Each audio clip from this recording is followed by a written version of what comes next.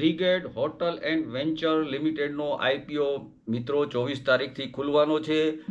આના પહેલા વિડીયોમાં આપણે વાત કરેલી કે બ્રિગેડ એન્ટરપ્રાઇઝનો એક શેર ના હોય તો લઈ લેજો. હવે મિત્રો સોમવારે જ્યારે માર્કેટ ખુલે તો આ શેર લેતા નહીં, કેમ કે હવે તમે શેર હોલ્ડર કોટામાં જો હવે આ શેર લેશો ને મિત્રો તો તમે શેર હોલ્ડર કોટામાં નહીં એપ્લાય કરી શકો.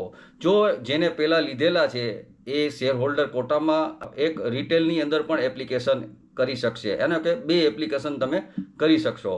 અને બીજું આ સિવાયના પણ મિત્રો 4 આઈપીઓ ઓલરેડી માર્કેટમાં આવે છે. લગભગ 23 તારીખથી 25 તારીખની અંદર 4 આઈપીઓ ખુલે છે.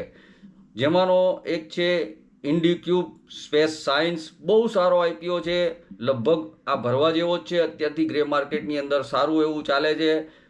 એના પછીનો આવે છે જીએનજી ઇલેક્ટ્રોનિક્સ. આ પણ બહુ સરસ આઈપીઓ છે. અત્યારે ગ્રે માર્કેટ 30% જેવું ચાલે છે મિત્રો. આ પણ 23 તારીખે ખુલે છે. અને ઇન્ડિક્યુબ સ્પેસ સાયન્સ પણ 23 તારીખે ખુલે છે. આ બંને આઈપીઓ ભરવા જેવા જ છે. એ સિવાય બ્રિગેડ હોટલ એન્ડ વેન્ચર એ 24 તારીખે ખુલે છે. એના પછી શાંતિ ગોલ્ડ ઇન્ટરનેશનલ એ 25 તારીખે ખુલે છે. અને એનએસડીએલનો પણ મિત્રો 24 થી 25માં ખુલી જશે. એટલે આ 4 થી 5 આઈપીઓ ઉપરા ઉપરી છે અને બધા ભરવા જેવા છે. મોસ્ટ ઓફ બધા ભરવા જેવા હશે.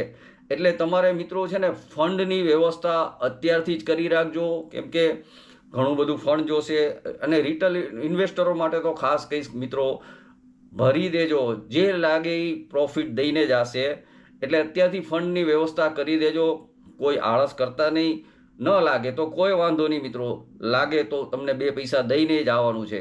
તો મિત્રો મારી તમને ખાલી એ સલાહ છે કે તમે અત્યારથી ફંડ તૈયાર કરી રાખજો.